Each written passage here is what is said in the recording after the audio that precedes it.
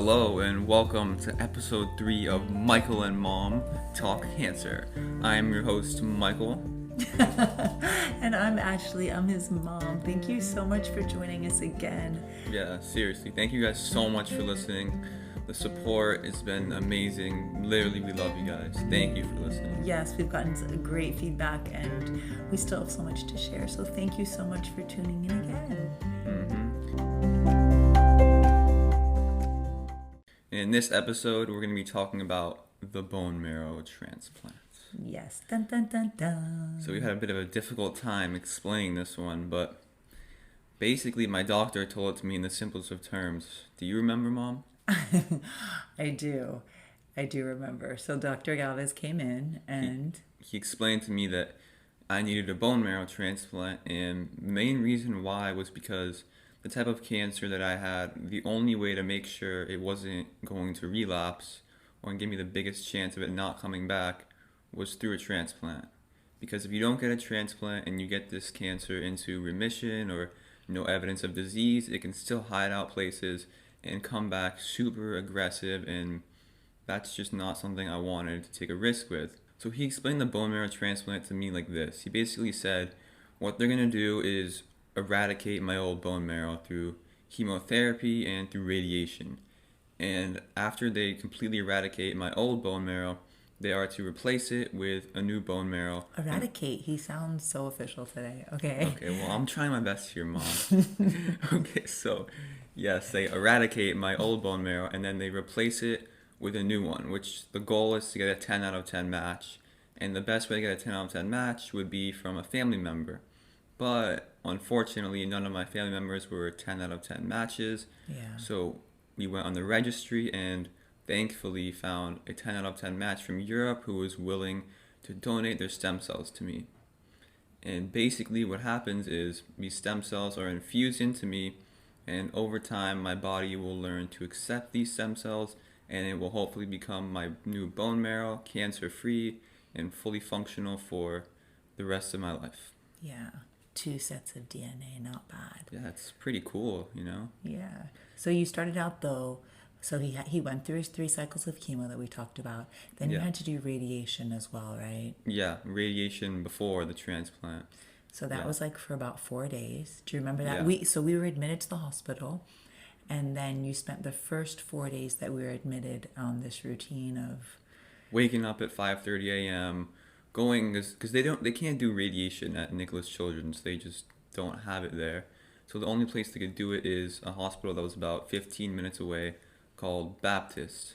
And I would go there every morning at 5:30 a.m., get transported in there. an ambulance. Yes, it was fancy, you know. Fancy and fun. Got to ride in an ambulance, can't complain. But it was 5:30 a.m., so yes, I can complain. I was tired. But, you know, we would get in the ambulance, go there. I would get my morning treatment, and then I'd get my treatment in the afternoon, and then I would come home. In between, we would hang out. Yeah, back to Nicholas. In between, we would hang out in the room, and hopefully Michael wouldn't throw up, because radiation doesn't make you feel good. Oh, yeah, radiation makes you exhausted and nauseous and loss of appetite and all that not so fun stuff. And then after that 4 days, you had 1 day of quote-unquote rest. Yes. And then I received this chemotherapy called ATGAM for 2 days, and that's like the most intense chemotherapy I pretty much ever received in my life. But I didn't feel it until, I'd say, 4 days after my transplant. Because I remember getting my transplant, you know, sitting there in bed, I was just like, okay, you know, it's not so bad so far. Actually, on Benadryl, he was basically sleeping. I was basically sleeping, yes, because I was out on Benadryl. And I just remember feeling okay that day, not too bad, just pretty tired. And I was like, okay, this isn't going to be so bad, because I've been told the worst part about transplant is really, you know, the mouth sores, you know, the vomiting. And I was like, okay, I've already been through that during chemo, so how bad can it be? I have to say something when you just said that about mouth sores. I remember the nurse practitioner when Michael was still like more an oncology patient as opposed to a bone marrow transplant patient. And I remember her saying, oh my gosh, just wait. When you're in the BMT, the worst thing is going to be the mouth sores. And I remember Michael and I were like... I was so happy. Yeah, we were so happy. We're like, mouth sores. Okay, he's been through that. If that's the worst part of a bone marrow transplant... it's gonna be like a breeze for you.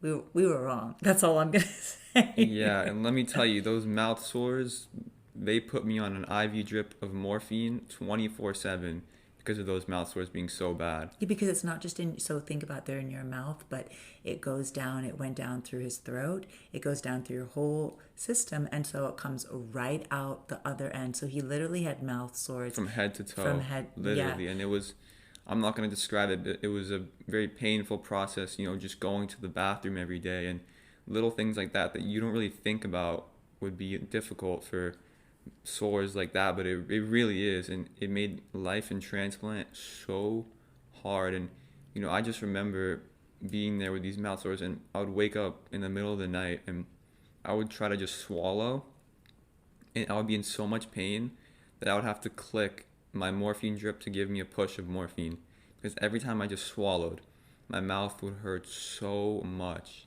And he's not like a wimpy kid. Actually, we had to convince him in the beginning. I remember the doctor pulling me out of the room and saying, I really want Michael to take the morphine drip. I know he doesn't want it, but he was in so much pain that in order for him to heal and for his body to heal, he had to have a little bit of relief from that pain. And you don't like to unpaid medications. You don't like to not feel like yourself. But it was a really necessary part of the healing process, right? Yeah, it definitely helped a lot, but it was just so difficult to be in bed all day on morphine. I was having these severe like hallucinations actually a few days after my transplant, and it was crazy because I remember the first week of my transplant pretty well, and then I'd say weeks 2 to 4 when I was in there, it's kind of like a blur to me. I don't remember much at all because I was on so many medications. I'd vomited over 30 times in the span of a few days. I'd popped my blood vessels from vomiting, and I remember trying to go on my phone and answer text messages from my friends who were checking up on me, and I couldn't even do it because I couldn't look at a screen without wanting to vomit. Because when you have popped blood vessels and you try to look at something, it just makes you nauseous. One of the most challenging things was just trying to get up to shower. I remember, one night I was really tired, and they're like, you have to shower every day. You have to shower every day, and I was like, That's part of one of the rules in bone marrow transplant is every day changing the sheets, all the bedding completely, and every day you have to shower because you have no immunity, and that means from yourself, from your own sweat, from your own bacteria, from your saliva. You have to wash your mouth, you have to wash your face, you have to wash your body every single day. yeah. And it was so difficult one day that I remember standing up, going to the bathroom, and looking at myself in the mirror attached to all these poles and being like, okay, Michael, like you're strong, like you can do this. There's like a reason you're going through all of this. And I remember almost like just sitting on the floor. There's a chair in there actually, and being like, I can't do this. But then I remember just standing up in the shower, and I was like, okay, I'm gonna stand. I'm gonna try my best. I remember taking that shower, and then for some reason I felt like so accomplished just that I could shower. I don't know how to describe it, but it was like one of the biggest victories I had in there was that day, just getting up to shower. And I had to have my mom help me actually get up from my bed to get to the shower, but I was like, no, mom, I'm gonna shower alone. I can do this. And I remember just feeling so happy after I did that, and I felt so accomplished just being able to shower. It was just a weird thing to me, just the small victories I had to celebrate every day when I was in the hospital just to get myself by were insane. Yeah, that's obviously we've been talking about it. We've had so many life lessons, but that has certainly been one of the life lessons is sometimes the smallest victories, the smallest things that happened are those are the most important. And this also sounds a little harsh. I'm kind of listening to this, and if a child, for example, is feeling too weak to get out of bed, of course they do help you. Of course they give sponge baths in bed. Of course that happens. But for Michael, it was part of his process that every day he really wanted to get out of his bed. He wanted to make it to the bathroom and take his shower in there. And I don't know if he remembers. There was one night So Michael went through something called engraftment syndrome. And as I said earlier, sometimes when you get a bone marrow transplant, obviously when you get any kind of transplant, your body will reject something. That's why he's wiped clean. Well, engraftment syndrome, it's in the beginning, and it's when your body is rejecting the donor. And that happened to Michael.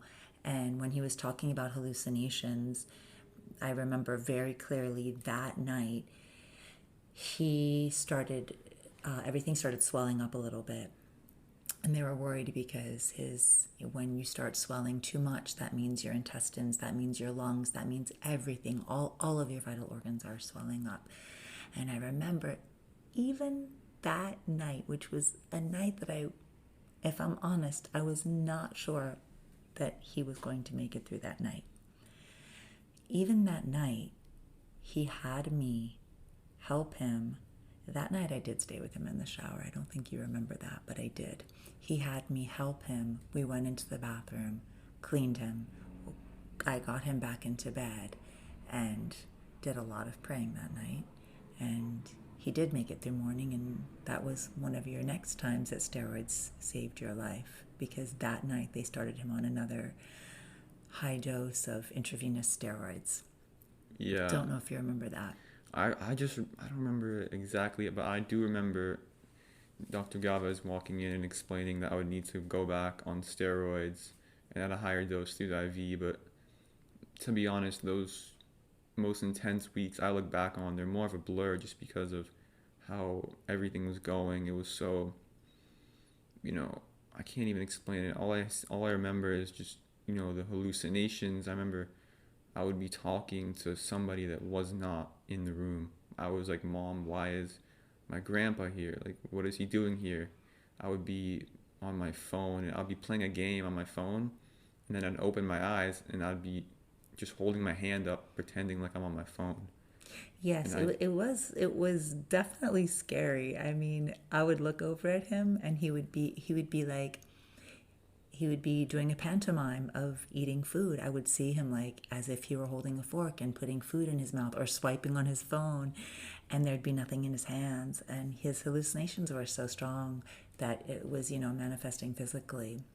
Those were some very intense days. I didn't even realize how serious the situation was until, of course, like months later, because I felt barely conscious during that time, and it was just so. I look back and to think about that, it was so scary. Yeah, it was scary for this mama too. But thankfully, when they started me on those steroids, things actually cooled down, and I remember we had this little pedal in the room, that was just like a little rehab type pedal thing that you can just put my feet on and move around a bit.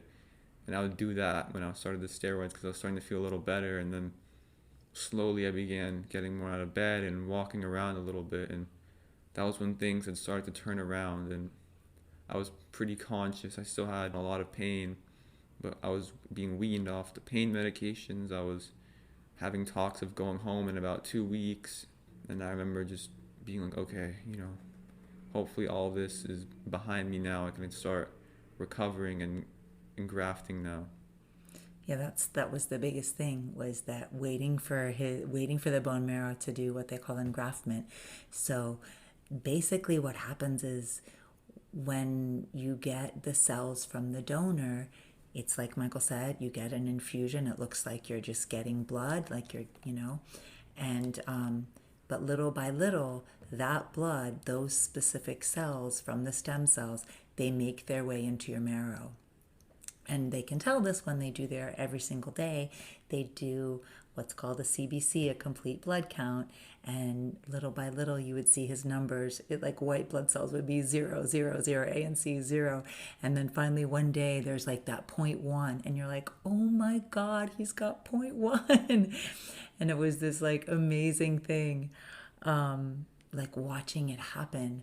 But also a lot of people, I think, would text Michael or reach out and think that he would be just like, In the what, hospital yeah, board. what are you 'Cause doing all day? How are you not bored? And even the same for me, like, but it's just the process. It's so intense and there's so much happening all the time. And yeah, and even on those maybe 1 hour a day where I felt, decent, what I'd just do would be, I would literally just build some Legos with my brother because he would come Yes. by and maybe I'd stand up and sit on the couch with him if I was able to. And really, that's how one of the main reasons I got through that was having my brother visit every single day and have my mom there with me every single day. And I'm so grateful that I was able to spend the night there with my mom, because if she wasn't there during the nights, I don't know what I would have done, because I was vomiting so much at a certain point, and I was so sick throughout the transplant, fevers, everything. And I really needed my mom there, and I'm so grateful that she was there. And I remember one time I think it was right when I'd stopped hallucinating and I was on the steroids, I would ask my mom, "What do you want? What do you want? Like, I'll get anything for you. I need to give you a gift." Like, I felt so bad because she was doing so much for me, and I was just sitting in the bed feeling helpless all day. And of course, I'm his mom, and my greatest pleasure in the world, and all I want to do is help my kid. And I was like, Michael, seriously, there's literally nothing you could do for me. What I want you to do for me is get healthy. But then in secret, I looked at myself in the mirror and I was like, wow, I'm getting wrinkles. I really could use some wrinkle cream right about now. I told that to my friends, but it was really a joke. I don't want anything from him except him to be healthy. Yeah, I think that was so funny because I remember you posted it on Instagram, and I did. so many people messaged you and actually wanted to get you wrinkle cream, and I know. it It was was, kind of funny. yeah, it was a funny moment we had together there. Yes, but all I really wanted for him was I wanted him to get healthy. One thing that was really shocking in the beginning was I heard that everything that goes into me and comes out, I have to track. It had to be And measured. I'm talking about the bathroom. So as gross and as nasty as that sounds, for 5.5 weeks, I had to urinate in a cup and go number two in a hat every single time I went to the bathroom. Oh my gosh, and I remember in the beginning because we were in chemo, and one time when he was in chemo, They asked for a stool sample. yes, they asked for a stool sample, and we were like, "Oh my god!" And he had to have a bowel movement in like what they call it a hat, but it's like this plastic. It looks like an upside down hat, and they were like, "Oh yeah, get used to it because when you're in the bone marrow transplant unit, you'll be doing every single time you have a bowel movement, you'll be doing it in a hat." And we were like, "Oh my god, that's going to be so hard." But it's so crazy how we were talking about adapting. You adapt, right? Yeah, you adapt, and I look back now and I'm like, oh, that'd be so miserable. But when I was there, it was just part of my life.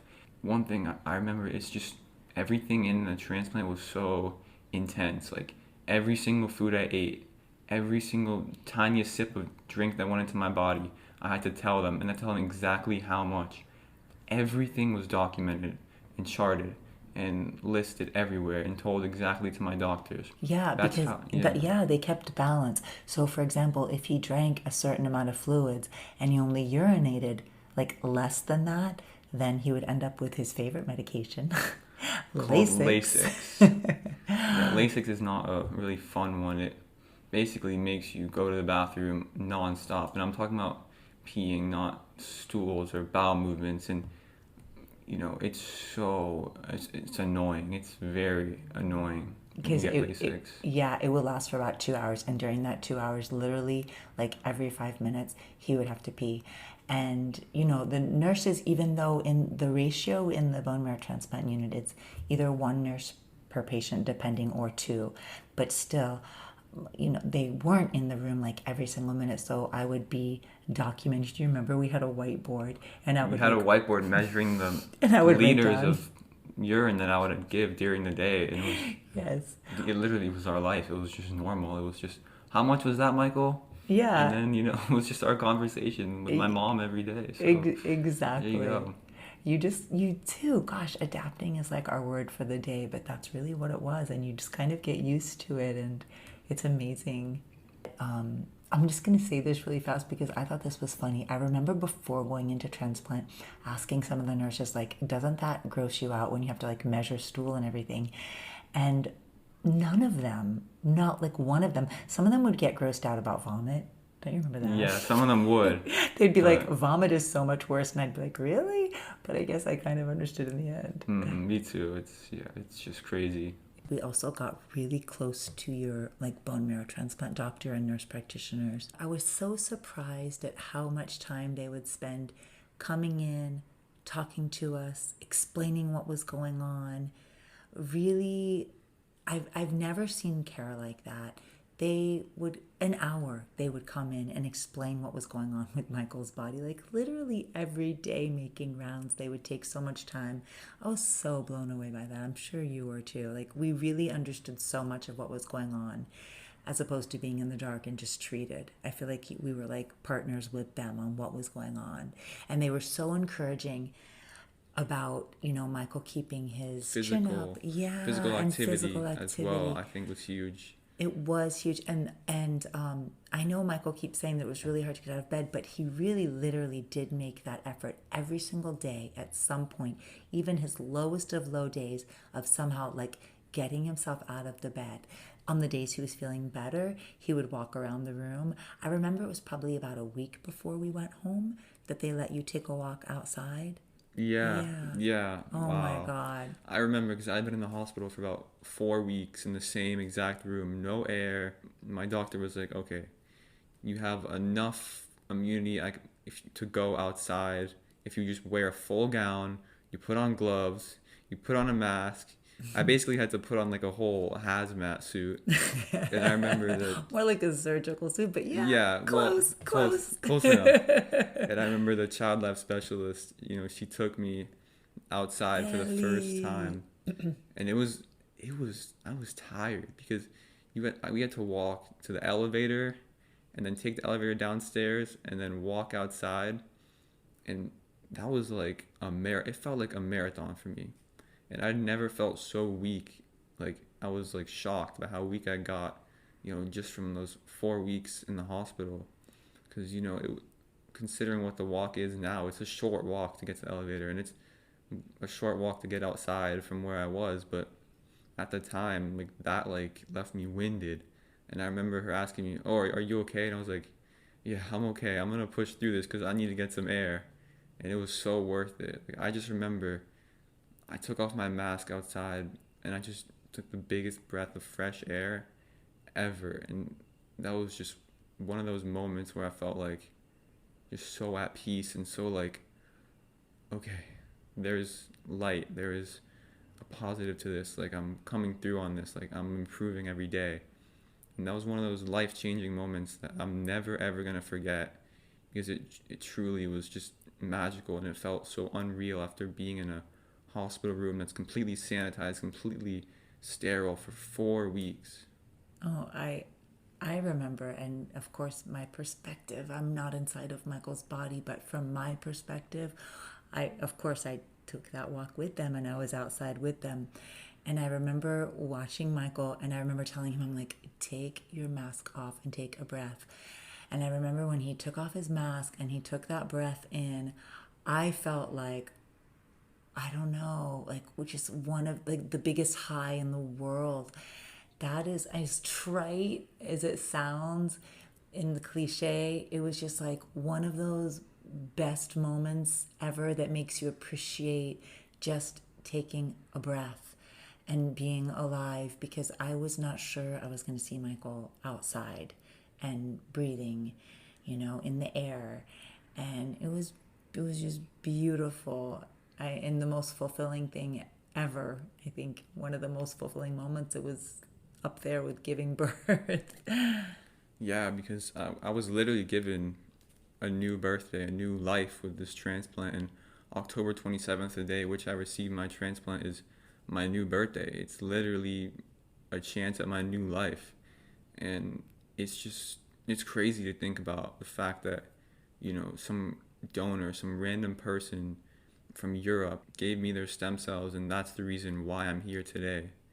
Because of, Be the Match, and because of that. I was just gonna say, be the match. Yeah, We are so grateful. and it's just insane to me, because a bunch of my friends actually joined the registry now for Be the Match, and my brother is on there as well, and it's so moving to see people around me change because, they've seen what I've gone through and how important and life-saving being part of a registry like that can be. Before you went in for the transplant, I remember there was a day that we were sitting in your room, you and your brother Stephen, and Jennifer and I, and we were talking. And we were talking about the scariest part of the transplant for you. And the scariest part was not the transplant. The scariest part was the radiation. I want you to talk about Yeah, that. the radiation was so scary to me because I just didn't know what radiation was. And I was told you have to be alone in a room, and I hate being alone, and it's like a humongous room, and the door is completely shut off, and you're just standing there alone for long periods of time. And the real reason why I was actually super scared was because I had a simulation done for radiation before, because you have to consult with them. It's a very serious and specific thing, and I passed out during the simulation. Like I just fainted because I was standing for too long, and I was starting to sweat. And I remember when I fainted, I was holding on, trying to stand, and I just kept thinking, I can push through. I feel fine. And then all of a sudden, I start to breathe a little heavier, and I'm like out of breath, and I get really nauseous. And before I know it, I wake up and I'm on the floor, and there's literally 100 people in that room. I'm hooked up to like this machine taking my oxygen. They give me oxygen, and all of a sudden, like I'm in this wheelchair. Not wheelchair. I'm in this, Like a gurney. yeah, this gurney being transported to the PAC view at Baptist, and it was so scary. And I was like, if this happens to me during the simulation, what is the real radiation gonna be like? Because I wasn't even receiving any treatment during that time. But something changed. I went in for the real radiation, and I don't know how, but I didn't pass out. I just stood there during the treatments.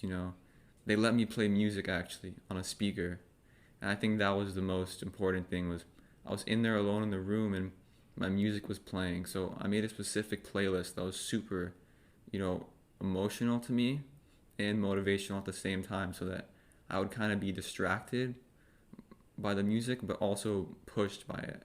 And I put my favorite songs on there. And I remember just listening every time to those songs and being motivated to push through because of the memories those songs brought to me. And I was like, okay, I need to do this radiation and get through this, and I can relive these moments that these songs make me feel. But not only music, also Michael had something, and I believe that we all have this, that when you need to rise up, you can do it. And he did. There was something in him that clicked with radiation, and he was terrified of it. And he found something in him, and he found his strength, and he rose up, and he met this huge, enormous fear of his. I had so many what ifs in my mind. And, this going through that radiation treatment kind of taught me that what ifs aren't real. They're just what ifs. And I've still learned, that lesson I take with me today, every day, with everything I go through. It's just, I hear a what if in my mind, I say, nope, it's not. It's not true. So you were in this room, you were in the hospital for Well, we, 5.5. Okay, so we were in this hospital for about 5.5 weeks. So what did we do? Do you remember what we did to make it homey? yes, we had to decorate the room I was going to be staying in because, if you're somewhere for 5 weeks, it has to become like your home. So what we did was we put this huge Avatar poster up on the wall and all these little pictures all over the room. We had these amazing lights, and there was just one quote that we had right in front of the bathroom that I would look at directly from my bed every single day, and it said, "It's not what happens to you, it's about how you react that matters." And every single day when I would wake up and be in pain and struggling, I just would look at that quote, read it, and it just hit me every day. Oh my God, that makes me so happy because actually, he's never actually said to me before until right this moment. I didn't know how impactful. Like that quote, for me, that was our theme. And we talked about it all the time. But I don't think I really realized that you looked at it every day. I put it there on purpose. I did because it was right in front of me, and it was how I felt because I couldn't control at all what happened to me. But the one thing I did learn to have control over was how I was going to react to this situation and react and adapt specifically to spending 5 weeks in a hospital. Yes. Oh my goodness. But I think we're really lucky. And honestly, I don't know if it's like that in an adult situation. But at the pediatric hospital, I remember asking them, I was like, can we bring a few things? Because we're going to be there for so long. They're like, yes, you can decorate the room. And people would walk into our room. I remember being like, oh my God, your room is so warm and so cozy, because we had like warm lighting. We also had a diffuser, so it smelled good. And that helped with headaches, that helped with nausea. We had music going most of the time. Like, we did do our best. We made it as homey as possible. And it really, sorry to cut you off, but it just really felt as like so healing in there. Like, it wasn't like of course I was in a hospital attached to a pole, multiple poles at a time actually, but it was the most healing and beautiful environment it could be for really what it was. Yeah. So that helped a lot. It did. We are so grateful that they let us do that, because it became like our little studio apartment, actually. Even though we had nurses coming in and out 24/7, it was still our little haven. And I felt like everyone that came into that room felt our energy, which was really, really nice. Thank you guys so much for joining us today, seriously, and listening to this podcast. I'm so grateful for all the support. We are, and we also just want to let you know that we're here for you. Questions, comments, anything, please reach out to us. We truly appreciate you listening, and we want to share this. We really want to help others. So yeah, thank you guys for listening, and we'll see you on the next episode. Yes.